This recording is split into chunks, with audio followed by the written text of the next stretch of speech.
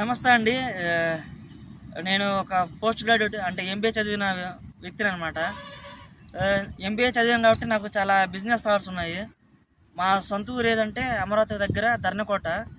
మా ఊర్లో 2 ఎకరాలు ఉన్నాయి. ఆ 2 ఎకరాల్లో నేనేమనుకున్నానంటే ఒక చిన్న బట్టల షాపు, ఒక చిన్న కంప్యూటర్ కోచింగ్ సెంటర్, ప్లస్ ఒక చిన్న జిమ్, ఇలా చిన్న చిన్న బడ్జెట్లో నా 2 ఎకరాలు నేను పెట్టుకొని ఈ కోచింగ్ సెంటర్ ద్వారా కానీ, లేకపోతే జిమ్ ద్వారా కానీ, లేకపోతే బట్టల షాప్ ద్వారా కానీ కనీసం ఒక 100 మంది దాకా, లేదా కనీసం ఒక 50 మంది దాకా ఒక ఉద్యోగ అవకాశం కల్పిద్దాము. ఏదో ఒక లోన్స్ తీసుకొని లేకపోతే మా ఏదో చిన్న స్థలం ఏదో ఒకటి అమ్ముకొని అందులో బిజినెస్ పెట్టుకుందాం అనుకున్నాము.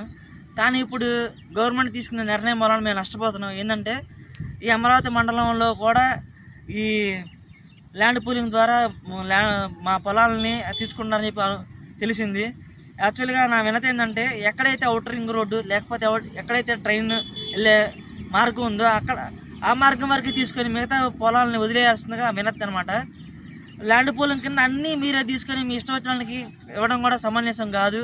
ఎందుకంటే మాలాంటి చదువుకున్న వాళ్ళు కూడా ఏదో ఒక వ్యాపారాలు పెట్టుకొని కోచింగ్ సెంటర్ లేక ఆర్టిఫిషియల్ ఇంటెలిజెన్స్ పెట్టుకుంటే కనుక ఇప్పుడు ఈ రోజు అందరూ చదువుకుని అయ్యే వాటి మీద ఉద్యోగాలు తెచ్చుకుందాం కావాలని ట్రై చేస్తున్నారు విద్యార్థులు, ఇంజనీరింగ్ చదువుకున్న వాళ్ళు కానీ, డిగ్రీ చదువుకున్న వాళ్ళు కానీ.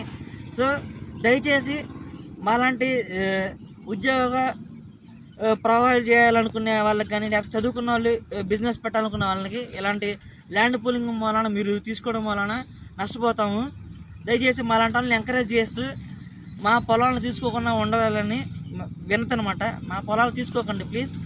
ల్యాండ్ పూలింగ్లు ఎవరైతే ఇష్టమై ఇస్తున్నారో వాళ్ళ వరకు తీసుకోండి. మాలాంటి వాళ్ళ దగ్గర మాత్రం తీసుకోవద్దు. మేము కూడా వ్యాపారాలు పెట్టుకునే తెలివితేటలు మాకు ఉన్నాయి. మా సొంత స్థలాల్లో మేము పెట్టుకుంటాము, పొలాల్లో మేము పెట్టుకుంటాము.